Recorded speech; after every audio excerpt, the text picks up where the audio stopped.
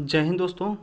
स्वागत है आपका हमारे YouTube चैनल ज्ञान एजुकेशन आरबीएल में। दोस्तों आपको पता है कि 5 सितंबर को दोस्तों किसका पेपर हुआ था? यूपीएसआई मृतक आश्रित का। ठीक है, तो दोस्तों उसमें हमने आपको पता है कि पहले से ही हिंदी और मैथ्स और रीजनिंग का सॉल्व करा देता। बचा था हमारा किसका? जीएस, जिसमें मूल विधि और संविधान के बहुत सारे क्वेश्चन शामिल हैं, यानी कि 40 क्वेश्चन। ठीक है, मूल विधि, संविधान और दोस्तों सामान्य ज्ञान के जो भी मिला करके टोटल 40 क्वेश्चन बनते हैं। तो उसका भी आप लोगों ने कहा कि सॉल्व कराइए सर, तो उसका भी हम लेकर के आ चुके हैं दोस्तों। टोटल 40 क्वेश्चन देखेंगे जो कि आपके जो पेपर होने वाले अक्टूबर नवंबर में, चाहे वो एसआई हो या फिर एएसआई हो, उसके लिए मोस्ट इंपॉर्टेंट हो जाएंगे दोस्तों। एक एक चीज़ हम देखेंगे। तो दोस्तों चलिए शुरू करते हैं वीडियो को। उसके पहले बता दें, अगर चैनल पे पहली बार हैं तो चैनल सब्सक्राइब कर लीजिएगा, बेल आइकन अवश्य प्रेस करिएगा, जिससे आने वाली वीडियो नोटिफिकेशन आप तक आसानी से पहुँच सके। तो चलिए दोस्तों, आपने पेपर अगर दिया आपने तो आप मिला भी लीजिएगा, एकदम सही, एकदम मतलब 100% राइट क्वेश्चंस मिलेंगे दोस्तों। चलिए शुरू करते हैं वीडियो को। Thank you. तो चलिए दोस्तों, पहला क्वेश्चन देखिए, जनरल अवेयरनेस से शुरू कर दिए हम। ठीक है, शुरू करेंगे पहला क्वेश्चन। तो पहला क्वेश्चन क्या कहता है? शब्दों को उस सही क्रम को पहचाने जिस प्रकार से वे भारत के संविधान की उद्देशिका में दिखाई देते हैं। दोस्तों देखिए, 4 शब्द दिए गए हैं: धर्मनिरपेक्ष, संपूर्ण, संप्रभु, संपन्न या फिर समाजवादी। दूसरा है समाजवादी, संपूर्ण, संप्रभु, संपन्न और धर्मनिरपेक्ष। दोस्तों दूसरा, तीसरा है संपूर्ण, प्रभुत्व, संपन्न या फिर दोस्तों धर्मनिरपेक्ष, समाजवादी या फिर दोस्तों संपूर्ण, प्रभुत्व, संपन्न, समाजवादी, धर्मनिरपेक्ष। दोस्तों आपको पता है कि 3 चीजें 42वें संविधान संशोधन द्वारा इसमें दोस्तों जोड़ी गई थी उद्देशिका में या फिर प्रस्तावना में। कौन कौन से थे? पहला था समाजवाद। ठीक है, क्या था? समाजवाद, पंथ निरपेक्ष और दोस्तों अखंडता। तो ये चीजें देखिए बाद में आई हैं, तो ये तो बाद में होंगी दोस्तों। देखिए अगर समाजवाद और धर्मनिरपेक्ष से दोस्तों कहीं शुरू होता तो ये तो बिल्कुल गलत हो जाएंगे। अब देखिए दोस्तों, आपके पास 2 ऑप्शन बचते हैं और 2 ऑप्शन में हमको पता है कि सबसे पहला कौन सा शब्द था? समाजवाद। ठीक, कौन सा था दोस्तों? समाजवाद। तो दोस्तों देखिए, धर्म पहला क्या जाएगा? संपूर्ण, प्रभुत्व, संपन्न, फिर समाजवाद, फिर धर्मनिरपेक्ष। तो हमारा डी ऑप्शन बिल्कुल राइट हो जाएगा। चलिए अगला क्वेश्चन क्या है कि संसद के दोनों सदनों द्वारा मोटर यान अधिनियम के नवीनतम संशोधन किस वर्ष पारित हुए? आपको पता है कि अभी हाल ही में दोस्तों पारित हुए थे और जो इनके दोस्तों दंड थे दोस्तों बहुत ज़्यादा बढ़ा दिए गए। जो चालान था दोस्तों हेलमेट का 2000 रुपये कर दिया गया, 100 से दोस्तों बहुत ज़्यादा बढ़ाया गया। तो आपको बता दें, इनमें अगर संशोधन की बात करते दोस्तों तो 5 बार अभी तक संशोधन हो चुका है। कब कब हुआ है? 1994 में दोस्तों, 2000 में हुआ है, 2001 में हुआ है और 2015 में हुआ है और 2019 में हुआ। दोस्तों सबसे लेटेस्ट कौन सा है? 2019। मगर बच्चे गलती करके आ गए होंगे दोस्तों 2021 लगा के। ठीक है, तो आपको पता है कोरोना के समय दोस्तों ये हुआ था दोस्तों। तो चलिए हमारा सही ऑप्शन क्या जाएगा? 2019, बिल्कुल सही याद रखिएगा। चलिए अगला क्वेश्चन कौन सा? निम्नलिखित में से कौन सा विकल्प पश्चिम से पूर्व राज्यों की राजधानी शहरों को सही अनुक्रम करिए? देखो पश्चिम से इधर से आएंगे पूरब की ओर, तो आपको पता है सबसे पहला कौन सा होता था? गुजरात। तो गुजरात का गांधीनगर। चलिए उसके बाद दोस्तों बिल्कुल सही जयपुर। ठीक है, जयपुर हो जाएगा। ठीक है, अब दोस्तों उसके बाद कोलकाता आ गया। देखिए कोलकाता से पहले लखनऊ आना था, बिल्कुल दोस्तों ये गलत हो गया। ठीक है, और यहाँ भी देखिए भोपाल बाद में चला, ये भी गलत हो गया। दोस्तों पहले पे हम चलते हैं, देखिए जयपुर, बिल्कुल देखिए इसने गुजरात को हरा दिया। जयपुर बिल्कुल सही जयपुर है, क्योंकि आपको पता है राजस्थान की जयपुर है। फिर मध्य प्रदेश बिल्कुल सही, फिर लखनऊ, उत्तर प्रदेश दोस्तों, फिर कोलकाता। बिल्कुल सही ऑप्शन हमारा ए नंबर हो जाएगा, 43 का ए नंबर। सो ए ऑप्शन बिल्कुल और बिल्कुल राइट हो जाएगा। चलिए आगे बढ़ते हैं। अगला क्वेश्चन क्या है कि सूचना प्रौद्योगिकी अधिनियम 2000 की निम्नलिखित में से किस धारा को भारत ने के उच्चतम न्यायालय ने 2015 में रद्द कर दिया? आपको पता है दोस्तों कि ये आईटी की जो धारा है दोस्तों, इसमें क्या होता था? किसी का मजाक उड़ाने पर दोस्तों क्या होता था दोस्तों? आपको जेल हो जाती थी, है ना। तो वो चीजों को हमने बताया था, हम पढ़ा भी चुके दोस्तों इसको। ठीक है, तो दोस्तों ये किस मामले से आपको पता होगा? एक वाद आया था दोस्तों, श्रेया सिंघल। क्या? श्रेया सिंघल, उन्होंने कहा था कि हमारे दोस्तों वाक एवं व्यक्ति की स्वतंत्रता छीनी जा रही है और जीने का अधिकार। ठीक है, तो श्रेया सिंघल मामला दोस्तों, श्रेया सिंघल बनाम भारत सरकार द्वारा दोस्तों ये रिट जारी किया गया था। और दोस्तों आपको बता दें कि दोस्तों 24 मार्च, डेट भी याद रखिएगा, 24 मार्च 2015 को दोस्तों इसे अवैध घोषित कर दिया गया था। कौन सी धारा थी? 66A के तहत। ठीक है, जो दोस्तों किसी की हम इंटरनेट पे आपत्तिजनक तस्वीर मतलब कि बना के डालते दोस्तों, उसके लिए दोस्तों ये धारा थी। चलिए अगला क्वेश्चन देखते हैं। अगला है भारतीय संविधान के अनुच्छेद 248 के अनुसार राज्य सूची या समवर्ती सूची से सूचीबद्ध नहीं किए गए किसी भी मामले के संबंध में कोई कानून बनाने का अधिकार किसको होता? दोस्तों तो ये चीज तो आपको पता होगा, ये किसे होगा दोस्तों? संसद को ही होता। दोस्तों किसको होता है? संसद को ही होता है ऐसे कानून बनाने का अधिकार। चलिए अगला क्वेश्चन क्या है हमारा कि निम्नलिखित में से कौन सा विकल्प सोशल नेटवर्किंग साइट का उदाहरण नहीं। दोस्तों फेसबुक आपको पता होगा दिन भर लगे रहते होंगे, ट्विटर पे दोस्तों सब कुछ ट्रेंड होता रहता है, आपको पता गूगल प्लस भी है दोस्तों, ओपेरा मिनी ये क्या है दोस्तों, ये ब्राउजर है दोस्तों, क्या है ब्राउजर है, ना कि एक कोई सोशल साइट है या नेटवर्क है। चलिए आगे देखते हैं कि रात में एक राजमार्ग पर कार से यात्रा कर रहा है और अचानक हाथ में बंदूक ले एक आदमी उसे रोकता है और कार की चाबी उसे सौंपने की धमकी देता है, उसका स्मार्टफोन भी छीन लेता है।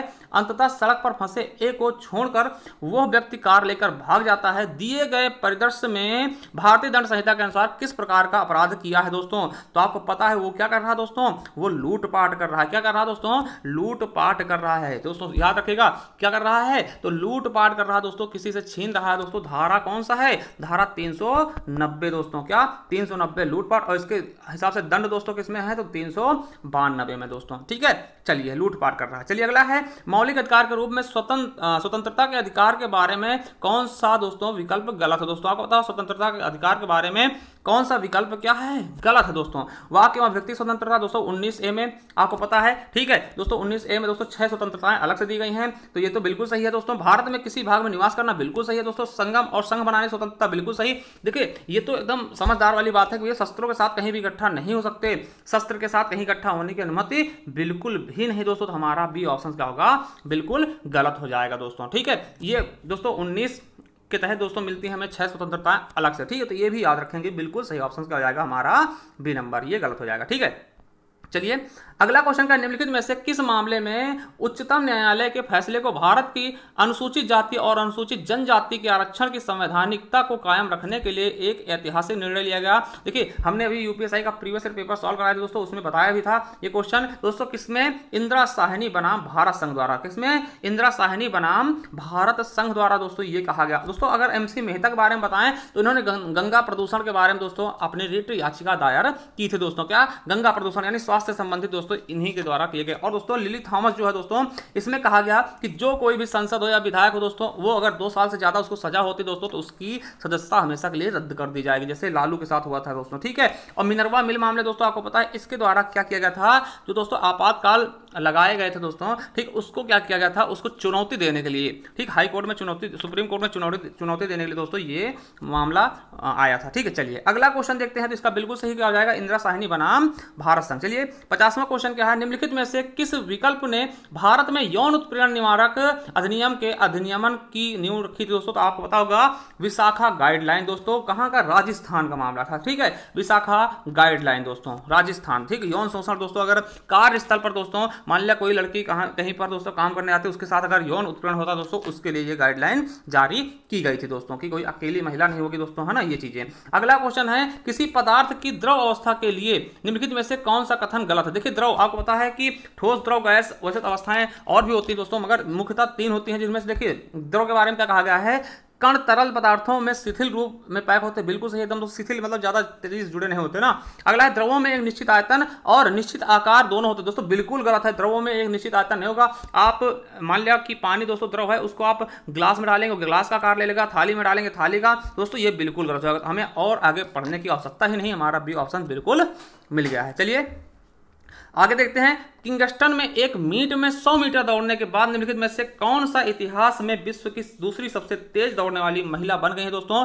तो आपका उनका नाम पता होना चाहिए, जमाइका के हैं दोस्तों, जहां के हुसैन बोल्ट थे। क्या नाम उनका, सेली एंड फ्रेजर प्राइस दोस्तों। क्या, सेली एंड फ्रेजर प्राइस दोस्तों, बिल्कुल सही ऑप्शन हमारा सी हो जाएगा। चलिए आगे देखते हैं कि भारतीय संविधान के अनुसार कौन सा मुख्य चुनाव आयुक्त की नियुक्ति करता है दोस्तों। तो कौन है जो मुख्य चुनाव आयुक्त की नियुक्ति करेगा, इसके बारे में आप बताइएगा। सबसे पहली चीज की मुख्य चुनाव आयुक्त है कौन दोस्तों, तो इस समय सुशील चंद्रा जी हैं। इनकी दोस्तों कार्यकाल कितने समय का होता है, 6 वर्ष या 65 वर्ष, जो भी जल्दी कंप्लीट हो जाए उसी पे ये टिके हुए होते हैं दोस्तों। और इन पर भी महाभियोग लगाया जा सकता है, ठीक जैसे राष्ट्रपति पे लगता है 61 के तहत दोस्तों। ठीक है तो चलिए दोस्तों बात करते हैं कौन करता है नियुक्ति दोस्तों। तो आपको पता भी होगा इसके बारे में भी कि कौन करेगा ये चीजें, सब राष्ट्रपति इसको नियुक्त करता है। चलिए अगला क्वेश्चन, निम्नलिखित में से भारतीय संविधान के 42वें संशोधन में 1976 में द्वारा कौन सा नीति तत्व जोड़ा गया था। तो दोस्तों आपको पता होना चाहिए कौन सा जोड़ा गया दोस्तों। देखिए ग्राम पंचायत का संगठन दोस्तों गठन ये तो 40 में है ही पहले से है, इसमें नहीं जोड़ा गया। जोड़ा क्या गया दोस्तों कि पर्यावरण का संरक्षण व सुधार शिकार और वनों और वन्य जीवों का सुरक्षा दोस्तों 48A के तहत, किसके दोस्तों 48A के तहत ये जोड़ दिया गया था। चलिए अगला 48A में दोस्तों अनुच्छेद 48A में जोड़ा गया था। चलिए अगला क्वेश्चन देखते हैं कि निम्नलिखित में से किस घटना के कारण पर्यावरण संरक्षण अधिनियम 1986 का नियमन आवश्यक हो गया। दोस्तों आपको पता है कि भोपाल गैस त्रासदी हुई थी दोस्तों, ठीक है, कौन सा त्रासदी दोस्तों, भोपाल गैस त्रासदी हुई थी दोस्तों, उसके बाद ये नियम लागू कर दिए गए थे दोस्तों। कब हुआ था तो आपको पता होना चाहिए 2 से 3 दिसंबर के बीच दोस्तों 1984 में दोस्तों मिथाइल आइसोसाइनाइड दोस्तों के रिसाव से बहुत से लोगों को दोस्तों मृत्यु गई थी। तो एक सरकार के ऊपर दबाव पड़ा, भैया हमें पर्यावरण संरक्षण के कुछ नियम बनाने चाहिए कि जिससे क्या हो, ऐसे हादसे बाद में ना हो दोस्तों, ठीक है। चलिए सी ऑप्शन बिल्कुल राइट। चलिए अगला है कि संविधान का अनुच्छेद 21A भारत के नागरिकों को महत्वपूर्ण मौलिक अधिकारों में से एक अधिकार से संबंधित है, जो कि नीचे दिए गए विकल्प को पहचाने दोस्तों कौन सा है, शिक्षा का अधिकार दोस्तों। 21 से बाद में जोड़ा गया शिक्षा का अधिकार दोस्तों, ये आपके लिए मोस्ट इंपॉर्टेंट और यही क्वेश्चन आपके पेट में भी पूछा गया था, ठीक है, पेट में भी यही क्वेश्चन पूछा गया। चलिए अगला क्वेश्चन क्या है आपका कि जुलाई 2021 तक भारत में कितने प्रशासनिक जिले हैं दोस्तों, तो आपको पता होना चाहिए कितने जिले हैं दोस्तों, 75 जिले हैं दोस्तों, 18 मंडल हैं और 17 नगर निगम है दोस्तों। ये चीजें आपको बिल्कुल अच्छे से पता होना चाहिए। उत्तर प्रदेश अगर आप पढ़ रहे हैं तो दोस्तों कितने हैं, 75 जिले हैं, ठीक है।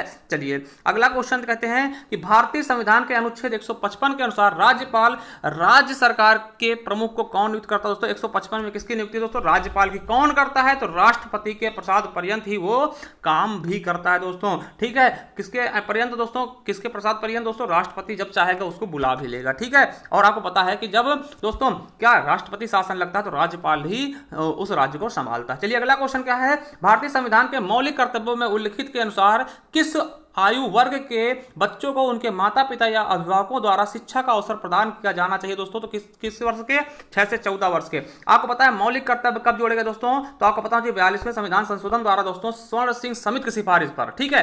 कब, 42वें संविधान संशोधन द्वारा स्वर्ण सिंह समिति की सिफारिश पर। मगर दोस्तों ये लागू कब से हुआ, तो 3 जनवरी 1977 से, देखिए 76 में लाए गए और 77 3 जनवरी से लागू हो गए, ये भी याद रखेंगे। और दोस्तों एक जो ये वाला दिया गया है 6 से 14 वर्ष के बच्चों को, इसको दोस्तों बाद में जोड़ा गया, क्योंकि पहले 10 थे फिर एक जोड़ा गया। देखिए पहले 42 में 10 जोड़े गए दोस्तों और मूल संविधान में बिल्कुल नहीं थे, तो एक जो जोड़ा गया बाद में जो पूछा गया दोस्तों 6 से 14 वर्ष के बच्चों को शिक्षा के बारे में, तो ये 86वां संविधान संशोधन 2000 द्वारा जोड़ा गया, 2002 द्वारा जोड़ा गया ना, 86वां संविधान संशोधन 2002 द्वारा जोड़ा गया 6 से 14 वर्ष के बच्चों को निःशुल्क शिक्षा। चलिए अगला क्वेश्चन क्या कहलाता दोस्तों कि वित्तीय बाजारों में क्रेडिट रेटिंग है ना, क्रेडिट रेटिंग एजेंसियों उधारकर्ताओं के लिए पैसे उधार लेना आसान बनाने और उधार दाताओं के लिए उधार देने के निर्णय सूचित निर्णय लेने के लिए महत्वपूर्ण भूमिका निभाती है। निम्नलिखित में से सभी भारतीय क्रेडिट बैंक एजेंसी रेटिंग एजेंसियां हैं, इस सिवाय इसके दोस्तों कौन सा नहीं है दोस्तों, तो आपको बता दें SBI कैपिटल मार्केट लिमिटेड ये नहीं है। चलिए अगला क्वेश्चन देखते हैं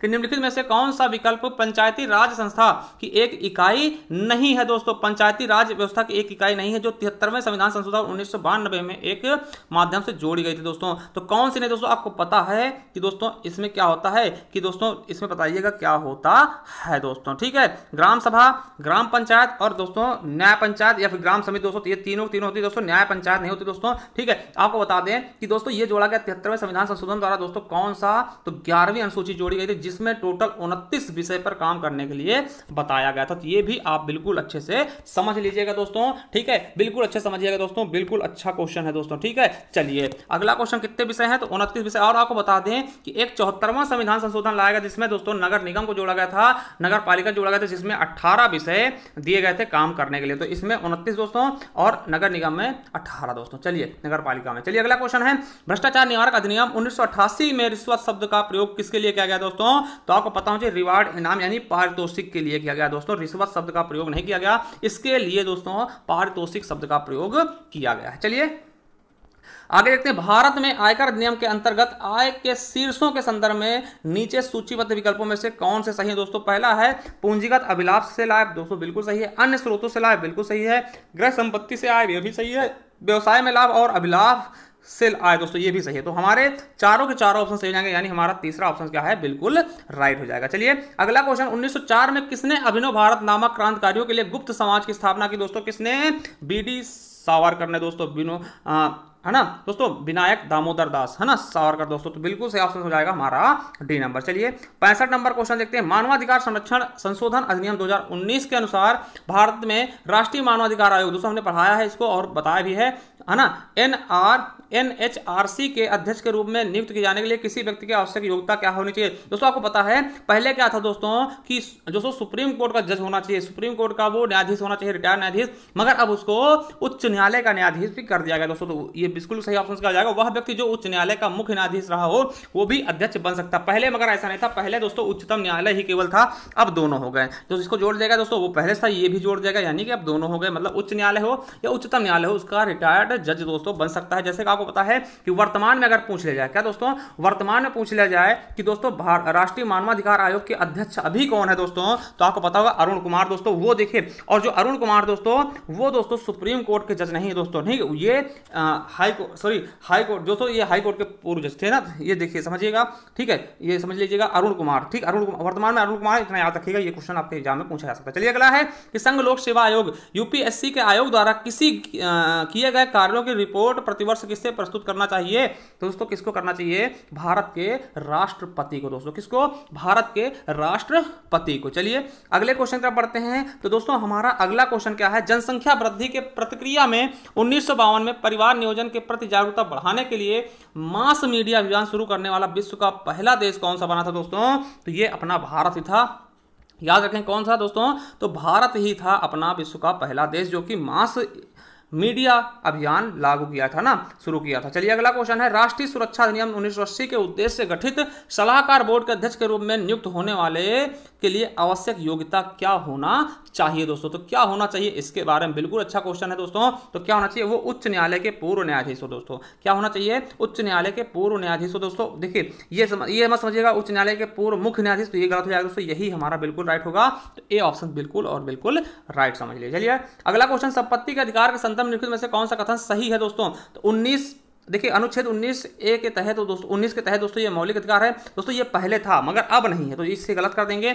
31A के तहत दोस्तों 31A में मौलिक अधिकार कोई मतलब ही नहीं दोस्तों, ठीक है, समझिएगा। 300A ये दोस्तों बिल्कुल सही है दोस्तों, इसे 19A से हटा करके 300A में रख दिया गया है। 19 से हटा करके आर्टिकल 19 से हटा करके दोस्तों, ठीक है, 300A में रखा गया और एक कानूनी अधिकार हो गया है दोस्तों। ये आपको पता होना चाहिए 44वें संविधान संशोधन द्वारा दोस्तों, ये आपका बिल्कुल राइट आंसर हो जाएगा।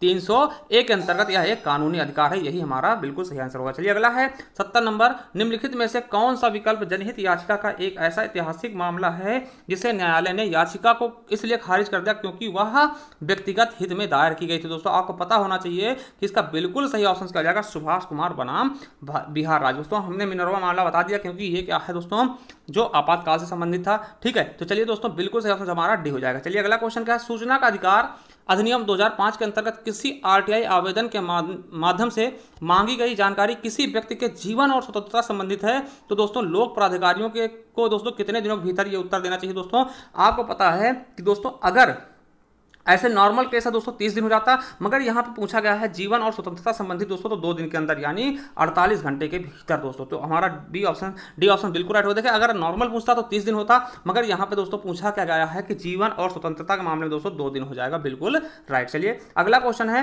वर्ली लोक चित्रकला की उत्पत्ति भारत के निम्नलिखित में से किस क्षेत्र में हुई? दोस्तों तो आपको पता होना चाहिए महाराष्ट्र की है। कहाँ की? महाराष्ट्र की उत्तरी सह्याद्री पर्वतमाला दोस्तों। ये वर्ली का दोस्तों एक जनजाति टाइप की है महाराष्ट्र की दोस्तों, उन्हीं द्वारा इसकी खोज की गई है, ठीक है। चलिए आगे देखते हैं कि लोकसभा वयस्क मताधिकार के आधार पर प्रत्यक्ष चुनाव द्वारा चुने गए लोगों के प्रतिनिधियों से बनी भारतीय संविधान के अनुसार दोस्तों, है ना, लोकसभा में राज्यों की प्रतिनिधित्व करने वाले सदस्यों की अधिकतम संख्या क्या होगी? दोस्तों देखिए ये कहा गया है प्रत्यक्ष रूप से चुने गए दोस्तों, लोकसभा वयस्क मताधिकार प्रत्यक्ष रूप से चुने गए लोगों के प्रतिनिधि से बनी दोस्तों। तो इसका बिल्कुल सही ऑप्शन क्या जाएगा 550 दोस्तों। आपको पता है कि इसमें 2 एंग्लो इंडियन की नियुक्ति करता दोस्तों, वो तो हटा ही दिया गया है दोस्तों, क्या हो जाएगा 550 का राइट आंसर हो जाएगा दोस्तों। ऐसा ही क्वेश्चन आपके किसमें दोस्तों यूपी पेट में आया था, इसीलिए कहते हैं प्रीवियस ईयर पेपर सॉल्व करते रहिएगा क्योंकि क्वेश्चन वही मिलते रहते हैं, ठीक है। चलिए अगला क्वेश्चन है, भारतीय संविधान के अनुच्छेद 254 के अनुसार संसद और राज्य की विधानसभा द्वारा बनाए गए कानूनों के बीच असंगत के मामले में दोस्तों कौन सा कानून मान्य होगा? दोस्तों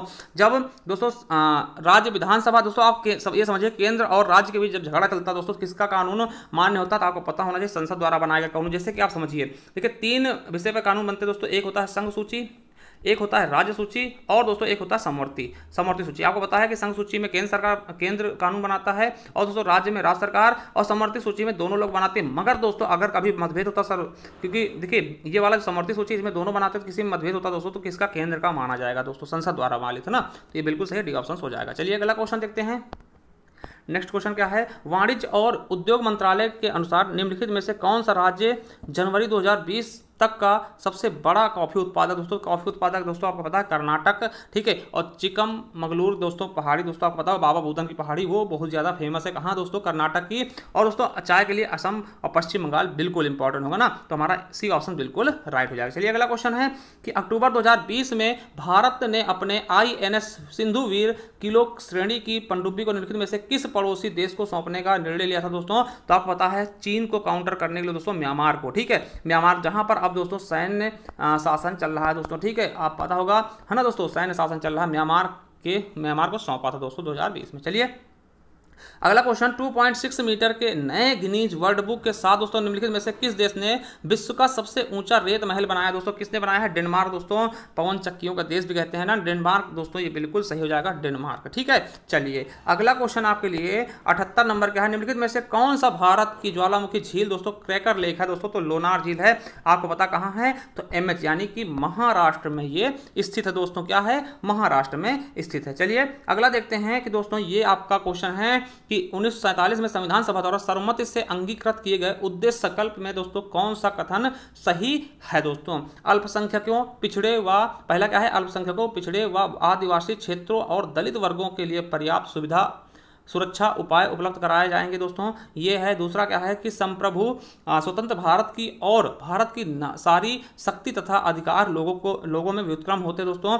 या देखिए कौन सा सही है दोस्तों, इसका क्वेश्चन का आंसर आप लोग दीजिएगा। चलिए अगर आपके हिसाब से एक सही है तो केवल एक हो जाएगा, 20 है, अगर दोनों सही है दोस्तों तो सी हो जाएगा, अगर दूसरा सही केवल तो 2 बताइएगा, और दोस्तों कोई सही नहीं है तो डी बता दीजिएगा। इस क्वेश्चन आपके लिए हम छोड़ जाएंगे दोस्तों, एक बार स्क्रीनशॉट इसका ले लीजिएगा, ठीक, इस क्वेश्चन का आंसर आप लोग हमें दीजिएगा। चलिए लास्ट क्वेश्चन आज का हम बता दें, ठीक है दोस्तों, इसका जीएस का लास्ट क्वेश्चन है, ठीक है, क्या है दोस्तों 80 नंबर जीएस का लास्ट क्वेश्चन क्या है कि उत्तर प्रदेश में हर 12 साल बाद कौन सा उत्सव मनाया था दोस्तों। आपको पता होगा कि दोस्तों कुंभ मेला क्या है, हर दोस्तों 12 साल में आता है, ठीक है, 12 साल में दोस्तों आता है, तो याद रखेंगे दोस्तों। देखिए कहाँ लगता है दोस्तों, आपको पता वाराणसी में लगता है, सॉरी कहाँ लगता है दोस्तों, प्रयागराज में ये लगता है दोस्तों, ठीक है, याद रखेंगे। और दोस्तों नकटैया दोस्तों वाराणसी के चेतगंज में लगता है, तो ये भी इंपॉर्टेंट मेला है दोस्तों, पूछा था कि नकटैया कहाँ, तो वाराणसी में। तो दोस्तों कुंभ मेला क्या होता है दोस्तों, जिसको महाकुंभ कर दिया गया है, कुंभ को दोस्तों कुंभ और कुंभ को महाकुंभ कर दिया गया है, इसका नाम बदल दिया गया दोस्तों। और 2017 में दोस्तों ये यूनेस्को द्वारा ये मतलब स्वीकार किया गया था, तो ये भी पता होना चाहिए। चलिए दोस्तों ये हो गया आपके, क्या होगा दोस्तों, ये आपका जीएस का पोर्शन कंप्लीट हो गया, ठीक है।